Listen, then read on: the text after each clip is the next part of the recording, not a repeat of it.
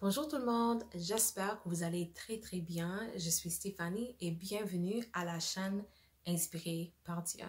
Aujourd'hui, j'aimerais partager une histoire pour illustrer le sujet que nous avons, ce qui est la communication. Donc, prenez votre maïs soufflé et venez avec moi.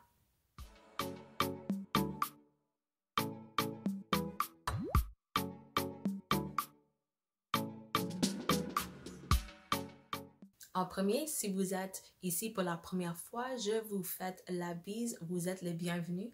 Et si vous êtes de retour, merci infiniment d'avoir retourné pour une autre vidéo.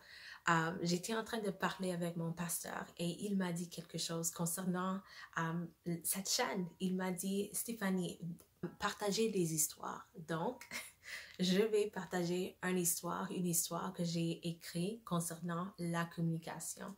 Et c'est très courte, j'ai juste besoin de le retrouver ici. Oh, j'ai totalement oublié. Si vous n'êtes pas encore abonné, faites certain de vous abonner. Je vous attends.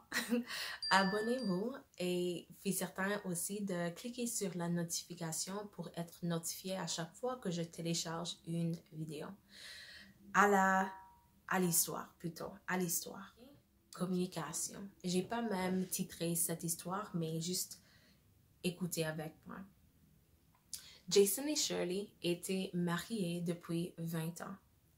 Leur relation n'était pas parfaite, mais elle n'était pas terrible non plus.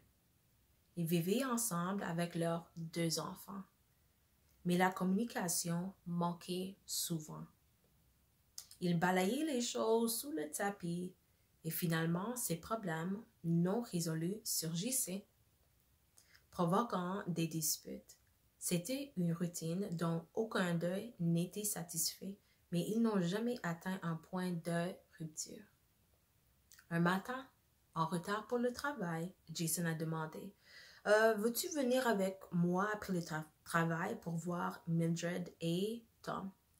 Shirley, en brossant les dents, a demandé « Envisagez-vous de rester longtemps ou de faire d'autres arrêts? » Jason, frustré, a lancé « Oublie ça, vous n'êtes pas obligé d'y venir, j'y vais seul. » Sans ajouter un mot, il partit. Plus tard, dans la journée, Shirley a reçu un appel inattendu au travail.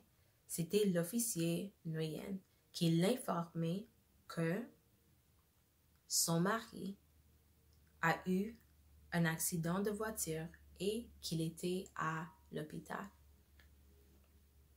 Inconscient, choquée, effrayée, elle s'est précipitée à l'hôpital, priant pour pouvoir lui parler à nouveau.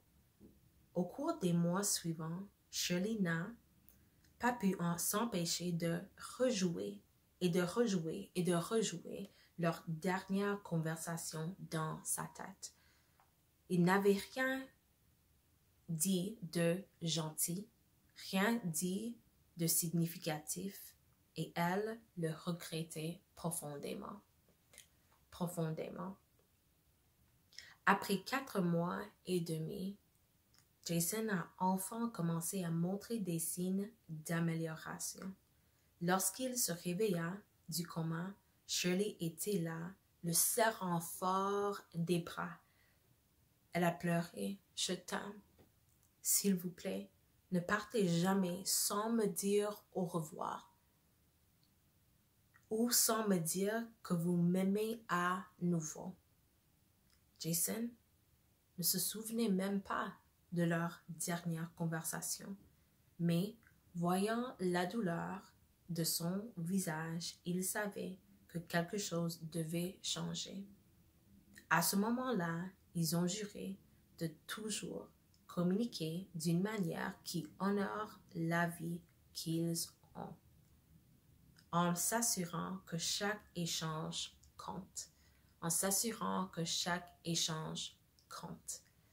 Et comme d'habitude, j'ai toujours des versets à partager avec vous, Mais avant de partager les versets, comme j'ai dit, je voulais partager cette histoire pour juste montrer l'importance d'illustrer avec une histoire, l'importance de vraiment considérer nos mots et de considérer le fait que nous ne savons jamais dans la vie et c'est important de vraiment considérer et de choisir bien nos mots. Comment est-ce que je dis ça? J'ai choisi 3 différentes catégories de mots, de questions plutôt. Donc, pourquoi est-ce qu'on devrait parler? Quand est-ce qu'on devrait parler? Et comment est-ce qu'on devrait parler? J'ai choisi ces 3 catégories et j'ai choisi des versets pour partager pour chaque catégorie. On va commencer avec quand parler. Et j'ai tellement trouvé de versets, j'étais pas capable de partager tous les versets que la Bible nous présente sur le sujet de communication, mais savez qu'il y a beaucoup. Il y a plein de versets concernant la communication, mais j'ai juste choisi comme 5 pour chaque catégorie ou moins. En premier, comment parler? Proverbe 15, verset 1. Ça dit, une réponse douce calme la fureur, mais une parole dure excite la colère. Alors, selon cette verset, comment est-ce qu'on devrait parler avec la calme et avec de la douceur? Sinon, si moi je suis en colère et je réponds à toi, c'est fort probable que toi, tu vas me répondre avec de la colère. C'est juste comme ça que les conversations se passent normalement. Alors, on choisit plutôt la calme et la douceur. 2. Colossiens 4, verset 6. Que votre parole soit toujours accompagnée de grâce, assaisonnée de sel, afin que vous sachiez comment il faut répondre à chacun. Voici, on voit que nos paroles devraient être assaisonnées, être bien choisies, être bien... C'est comme on choisit des épices pour mettre sur nos mots, pour que quand les autres entendent, les autres mangent de nos mots, ils sont contents au lieu de fâchés ou en colère ou tristes. C'est comme ça qu'on devrait parler. Numéro 3, Éphésiens 4, verset 15. Mais que, professant la vérité dans la charité, nous croissions à tout égard en celui qui est le chef, Christ. Même quand nous avons quelque chose qui n'est pas très bon à partager avec quelqu'un, c'est avec de la charité, avec de l'amour qu'on devrait partager. Donc voici 3 exemples de comment parler, avec de la douceur, avec de la calme, avec les mots qui sont assaisonnés et aussi avec la charité et avec l'amour. Et aussi la vérité. On pourra dire ça, bien sûr. Quand parler? Numéro 1. Quand Dieu te donne quelque chose à dire. Jérémie 1, verset 9. Puis l'Éternel étendit sa main et toucha ma bouche. Et l'Éternel me dit, voici, je mets mes paroles dans ta bouche. Voici un échange entre Dieu et Jérémie, et Dieu lui donne quelque chose à dire, quelque chose à partager avec le peuple. Et bien sûr, Jérémie était là avec cette parole à partager et c'est bien sûr un moment qu'on devrait parler, qu'on devrait utiliser la capacité de parler que Dieu nous a donnée parce que il nous a donné quelque chose à donner à quelqu'un d'autre. Deuxièmement, quand tu es capable de partager une parole sage. Proverbe 10, 31. La bouche du juste produit la sagesse, mais la langue perverse sera retranchée. Si moi ou toi, nous savons que nous avons quelque chose de sage, quelque chose qui pourra aider quelqu'un, quelque chose qui pourra encourager, inspirer quelqu'un, qui pourra inspirer la sagesse dans un moment, c'est là le moment qu'on devrait parler et utiliser nos mots. Et troisièmement, quand on voit quelque chose qui est injuste. Proverbe 31, verset 8. Ouvre ta bouche pour le muet, pour la cause de tous les délaissés. Je sais, celui-là, c'est un peu intéressant dans ce contexte de 2025 parce qu'il y a toujours quelque chose d'injuste qui est en train de se passer. Et bien sûr, je dirais que c'est en accordance plutôt avec la première note que j'ai partagée, le premier point que j'ai partagé. Si Dieu te dit il faut parler concernant ce sujet, c'est à ce moment-là qu'on dit quelque chose. Mais bien sûr, si on voit quelque chose qui est injuste et si Dieu nous dit de parler et de s'exprimer notre perspective, bien sûr, fais-le. Selon la parole de Dieu, selon la vérité, selon ce qui est rempli d'amour, selon ce qui est capable d'apporter la sagesse. Tous ces boîtes ayant cliqué, vas-y et utilisez vos mots. Et finalement, en fait, j'ai deux autres qui nous restent, 4 et 5. Numéro 4, quand tu as bien réfléchi. Proverbe 12, 18, ça dit « Tel qui parle légèrement blesse comme une glaive. Mais la langue des sages apporte la guérison. » C'est capable d'apporter la guérison avec nos mots. Et c'est aussi capable de blesser les gens avec nos mots. Alors, quand nous avons eu la chance de bien réfléchir à ce que nous allons partager, c'est là le moment que c'est possible, que c'est un bon moment de parler. Et 5, Jacques 1, verset 19. Sachez-le, mes frères bien-aimés, ainsi que tout homme, soit prompt à écouter, lente à parler et lente à se mettre en colère. Et lorsque j'ai décidé de parler de ça aujourd'hui, je me suis immédiatement pensé à ce verset parce que c'est si juste. Ça touche sur plusieurs points. Il faut être, en fait, je vais le relire. Il faut être prompt à écouter, lente à parler et lente à se mettre en colère. Important. C'est juste quelque chose de bon à se souvenir quand les émotions dans une situation sont en train de vraiment être élevées. Stéphanie, sois lente à parler, lente à la colère et vite à écouter. Et c'est intéressant, j'ai toujours entendu ça.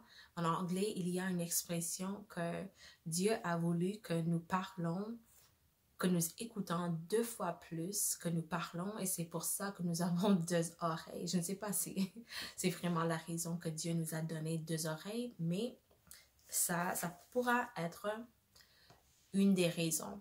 Et finalement, pourquoi parler?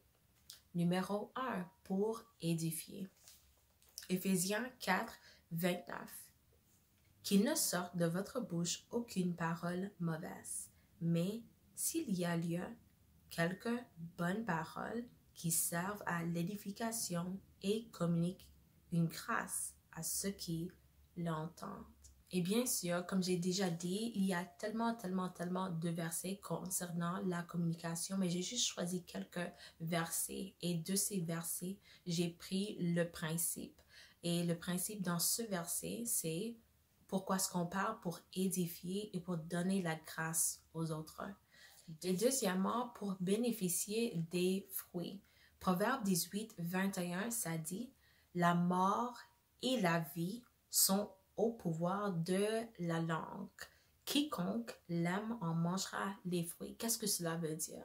Si moi je suis toujours en train de parler de la positivité, moi je verrai dans ma vie le résultat de ce que je suis en train de semer avec mes mots. Mais si, de l'autre côté, je suis toujours en train de parler très, très négatif, je verrai dans ma vie le fruit de ce que je suis en train de toujours parler. C'est comme ça. C'est juste, c'est un principe. Et numéro 3, pourquoi est-ce qu'on parle? Pour recevoir la sagesse. Jacques 1, verset 5, ça dit, « Si quelqu'un d'entre vous manque de sagesse, qu'il la demande à Dieu, qui donne à tout, simplement et sans reproche, et elle lui sera donnée. » Dieu nous invite de lui demander pour la sagesse s'il y a un moment dans lequel on ne sait pas quoi faire. On ne sait pas comment répondre à la personne. On ne sait pas comment naviguer une situation. Demande à Dieu. Ouvre ta bouche, utilisez vos paroles, vos mots plutôt, et demande à Dieu. Pourquoi parler? Pour invoquer la sagesse et l'instruction de Dieu. Et 4, la finale que j'aimerais partager, bien sûr, comme j'ai déjà dit, il y a beaucoup plus de raisons pourquoi on devrait parler ou comment on devrait parler ou quand on devrait parler, mais ce sont juste quelques versets. Ok, mais la dernière verset que j'aimerais partager sous la catégorie pourquoi parler, c'est pour bénir Dieu, bien sûr. Bénir Dieu, Psaume 34, verset 2. Ça dit, « Je bénirai l'Éternel en tout temps. Sa louange sera toujours dans où? Dans ma bouche. Sa louange sera toujours dans ma bouche. » Bien sûr, une des raisons que Dieu nous a donné une bouche, c'est pour lui donner de la louange. J'ai une seule verset que j'aimerais partager à ce point-ci. Matthieu 12, 36. Je vous le dis, au jour du jugement, les hommes rendront compte de toute parole vaine qu'ils auront proférée. Chaque parole vaine que nous avons proférée dans cette vie, il va y avoir une journée que Dieu va nous demander pourquoi est-ce que vous avez dit ça. Alors, soyez comme le couple dans l'histoire qui ont eu la chance de vraiment savoir. C'est important de considérer ce que nous sommes en train de dire à l'un et l'autre. Et c'est pas toujours qu'on sait si on va avoir la chance de redire je t'aime ou de redire je m'excuse ou de redire quelque chose que nous sommes en train ou que nous avons déjà dit. Alors c'est pour ça qu'il faut considérer bien les mots qu'on utilise. J'espère que cette vidéo vous a plu et vous a béni et je vais vous voir dans la prochaine vidéo. Faites certain de vous abonner et soyez toujours bénis et inspirés par Dieu. Au revoir.